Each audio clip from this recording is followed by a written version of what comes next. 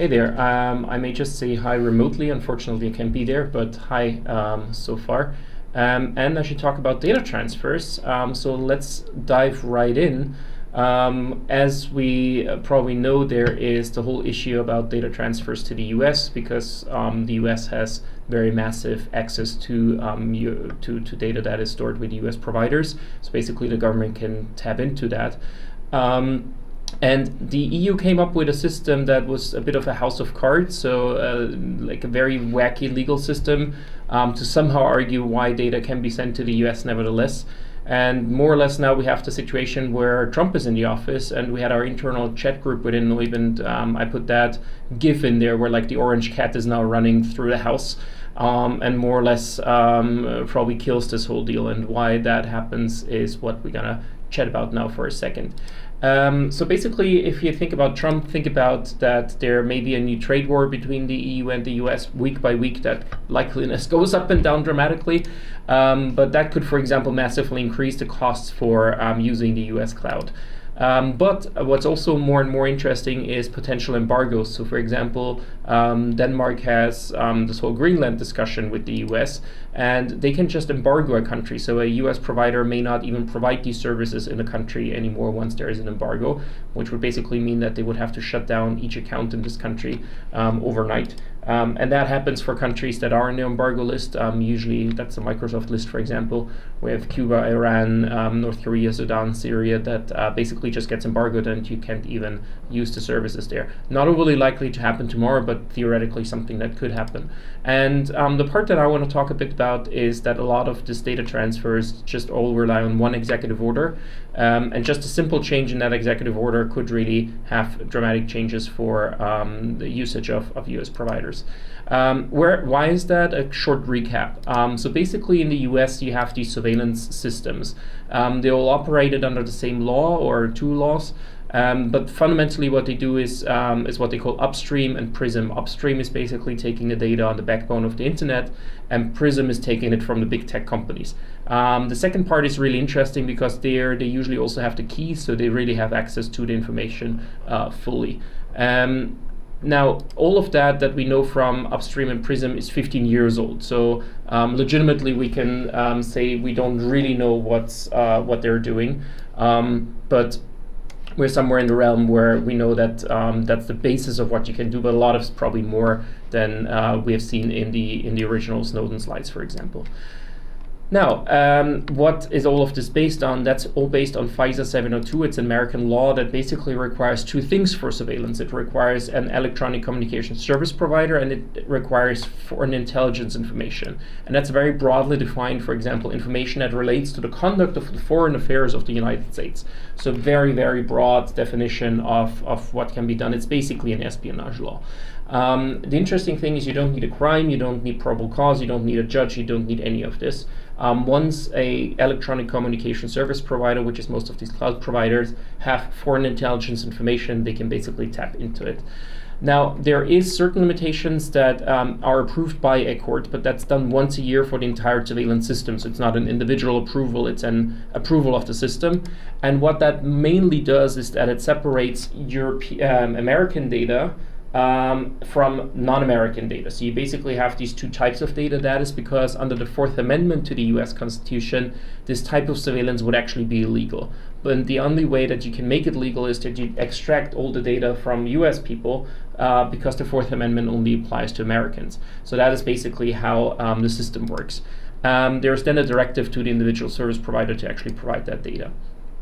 Now on the European side, we basically have rules on data transfers that ever since 1995 say you can't send data abroad unless you can make sure that the data is safe abroad too, because otherwise if we would have all these privacy laws in Europe and you would just send it over to, I don't know, India to a service provider and they do not protect it, then basically all these wonderful GDPR and data protection rules in Europe wouldn't make too much sense. There are derogations if it's really necessary, but largely we talk here about outsourcing, so situations where it's not necessary to transfer data abroad.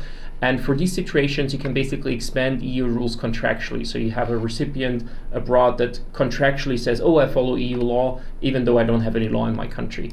And that could work also with the US if there is no Data Protection Act and you're this American company on the right that gets the data. You can basically sign up and follow these European rules. That is what we usually call the standard contractual clauses, privacy shield, binding corporate rules, etc. That's all kind of a contractual opt-in to EU law. Now, the problem is that in the US, we don't just have a vacuum, we just don't just not have a data protection law. We have this FISA 702 surveillance law I talked about before. And as a company, you're a bit fucked because the European Union basically says you need to protect privacy. At the same time, the US law requires that you do surveillance. And bottom line, because all of that is contractual, the surveillance law trumps the contract you sign. So you can say under the contract I signed, I don't follow your laws anymore. And that basically is the fundamental breaking point of this whole exercise here. Now, the Court of Justice has confirmed that twice. There's basically what they do is a balancing act. So you usually do a proportionality test. And usually you end up somewhere in the red. For example, for data retention in Europe, we ended up somewhere in the red. Interestingly, here in both cases, they found a violation of the essence of a fundamental right, which is such a enormous breach of the law that you don't even have to look at a proportionality test anymore. So the Court of Justice took all of that quite seriously. What was not taken all that seriously was, or who didn't take it that seriously, was basically the politicians. So we had now the third framework, which is now called Transatlantic Data Privacy Framework. And who came up with that was basically Biden and von der Leyen in an afternoon tea. So for 1.5 years, the lawyers couldn't really figure out how to solve this problem. Then these two guys got together and decided in an afternoon we're gonna have a deal. Now, the deal at that time only had 3 headlines and nothing else, but then the lawyers had to come up with some way of making this possible. And what they basically did is throwing a shitload of paper at everybody. And I oftentimes at legal conferences ask people, you know, how many people do give advice to their clients on this, and a lot of hands go up. And then I ask how many people have actually read the underlying documents, and then all the hands go down. So it's a bit like everybody just doesn't want to look at it in detail and just hopes it's fine. And that's kind of the strategy or the card player's trick that works here quite well. We're also not going to be able to go into that because it's so much paper, but just to give you a couple of ideas how this new executive order works. So basically, what is an executive order? It's the president signing a piece of paper telling everybody below it in the executive branch to not or do something or to do something. So within the breadth that the law provides, they can basically say, oh, focus on this, or don't use the law that much, and so on. So the idea basically of this whole experiment is to tinker with the law without changing the law. The reason is because in the US it's almost impossible to pass a law anymore because the country is so polarized. So basically what they do is that they say FISA 702 has all this like green area that is allowed, and then by doing an executive order we limit it to a smaller subset of what you could possibly do under the law. So basically you'll shrink the opportunities for any kind of government employee to use that law. And that theoretically could work. The problem is you would have to shrink it massively and you would have to do it properly. The European Commission holds up this new executive order, which is 14086. But what they do not say is that actually there used to be another executive order that was called PPD28, which was an Obama executive order, and interestingly basically said the same things. And the old Obama executive order was one that the Court of Justice in the Schrems II decision already overturned. So the big question is, how can this new executive order be the basis for all these data transfers if fundamentally there is no big change? Now, if you look at it in a bit more detail, it's largely the same limitations. What they did is that they basically confettied the first executive order, reassembled the bits in different places, but you'll find most of the bits in both of them. So you largely have the same limitations. You have sometimes a bit of a clearer language. That is something that is true, but not always useful for the Commission's argument and the Americans' argument that this is all great. Because, for example, we now explicitly know that you can secretly amend that executive order. So we do not know if the executive order that is out there is actually something that we can rely on to be the actual true executive order. So they can literally 1 second later issue a new one that is not public and thereby overturn what we now read and think the law is. there's also some elements, for example, they added, there used to be 6 reasons for mass surveillance, and they added 2 more. One of them was health crisis, so corona, and climate change. So we can now apparently do mass surveillance to combat climate change. I don't know how that's going to work, but it's apparently possible. And the big thing that the European Commission put forward, and where they were very proud of it, was that they said, oh, we now have not just a necessity test as before, but the necessity and proportionate test. And that's exactly the one where the Court of Justice said the US is failing that test. Now, if this proportionality test would be in, it would be great, because then US surveillance would have to massively be downscaled and be compliant with the EU requirements. The problem is the US says that's not happening. So they say we're going to do exactly the same surveillance as before. So Pfizer and PRISM would be somewhere there in the violation of the essence realm. But they say at the same time we got to follow the proportionality principle, and they don't change any of it. So all of that cannot be true in reality. It cannot be disproportionate according to the Court of Justice, proportionate according to the new executive order, and at the same time be the same thing. Now, the trick here that they did is that they came up with an American definition of proportionality that will just be massively moved over. And thereby the politicians could agree that we have proportionate surveillance. We just now disagree what that means. That's basically the magic trick of the new executive order. There's a couple others like that, but you get a feeling of how all of this is done. Now, there is the option to kind of kill all of that, but what's more likely to even happen is that this executive order itself is going to be killed, because we now have the new orange cat in town, and just with one signature you can basically overturn this new executive order. And the European system fully relies on that executive order. So you have basically the American executive order that the European analysis builds on top, and if that's moved out, then the whole thing collapses. As I said, basically it could be secretly overturned as well. That would be a bit more tricky, because then we don't know if it happened. Now, when Trump got elected, there was the rumor that he's going to overturn all Biden executive orders in the first night. So I was sitting here at the Neub office, literally behind the wall behind me, and already killed my first half bottle of wine, because otherwise you can't listen to all that shit. And then he signed his executive order overturning all the Biden executive orders. So we're like, okay, probably he's just killing the whole deal right here. Turns out he didn't kill that. He only overturned like half of the executive orders by Biden, but that killer executive order basically said that they're going to review all the national security ones within 45 days. Now, that's by now a good time ago, almost 100 days, and there is nothing that we know that has been changed. So it could again be that they changed it secretly, or that they didn't care so far. One reason to think that they will change it is there is this Project 2025, so this idea of how to take over the US government. And in that, it explicitly says to kind of kill that executive order. So it's quite interesting, because it's on their agenda to do that. Now, the consequence of that would be that most of your cloud providers, but also a lot of these software as a service providers, would instantly become illegal to use. So it's quite a massive situation that we would be exposed to here.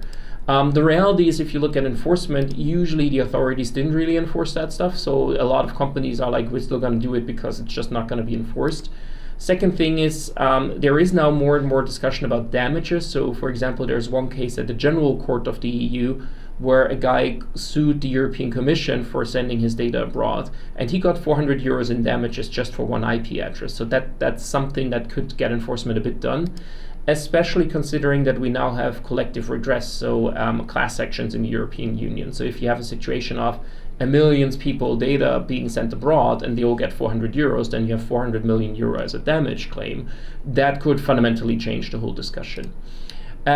For most companies, a big issue is just the cost that all of this creates. Just putting stuff in the US cloud requires a lot of legal paperwork, a lot of this compliance circus that just costs money as well. So there is a bit of a factor why not to do that for companies, even though the authorities basically don't take any action. Now, short term, another option is that the European Commission may kill that deal over one of the disputes we have with the US. For example, the US has also now weakened the P-Club, which is one of the oversight mechanisms, the Federal Trade Commission, which is another oversight mechanism. The US president generally takes the view that there is no independent bodies anymore. So if that by the Supreme Court is decided, then basically this whole thing is killed instantly, because it relies on these independent bodies to be the guardians of all of this. So there could be situations where the European Commission has to kill it. Considering going back to the Court of Justice, there is maybe not Schrems 3, but there is Latombe 1. So a French lawmaker has actually brought a case to the General Court, so that could also be a way that this data transfer deal is going to be killed. For the meantime, one option is that you basically host with an EU provider. There's more and more of them, so we think that that could be a possibility to actually get stuff done. Be aware that American providers oftentimes say, okay, we could just have an EU server, so to say. That is usually not sufficient. As long as there is access to the data, they can actually get the data and must under the law. There are options that you really have a subsidiary that is so remote that the US mother company can say there is no possession, custody, or control of that data, then actually they could get out of it. So there is a certain way that American companies could set their systems up to actually not have access. But most of the things that are right now sold, for example, there's this EU boundary product by Microsoft that they try to push. It's just not that. There's still full access from the US. So after Trump, I think the big question is going to be what is the proper solutions we can have. The simplest one is the US would just get a couple of judges to do proper approval of surveillance. That would be 20 jobs or whatever, would be the way cheapest option to solve the whole problem. Not very likely to happen. If we look at the longer term, I think it's interesting to look at the democratic countries in the world, because we have this global internet, to at least have something like a no spy agreement. That would be what is oftentimes discussed, so that even if your data goes abroad, the fundamental rights travel with it. So more of a human rights approach instead of a citizens' rights approach, because you're usually, in most countries of the world, not the citizen. So that would be in a long term a solution, to have data flows, but have the protection of your privacy independent of your citizenship, and thereby have data flow freely. That would make a lot of sense, but right now it's not all too close to happen. Last but not least, also think about the non-democratic countries in the world. So there is more and more discussion about China, for example, where any of these deals would probably not work at all. So we do live in a time, unfortunately, where we may have to think a bit closer where our data goes. I hope that was all useful for you. Thanks a lot for listening. See you then. Bye.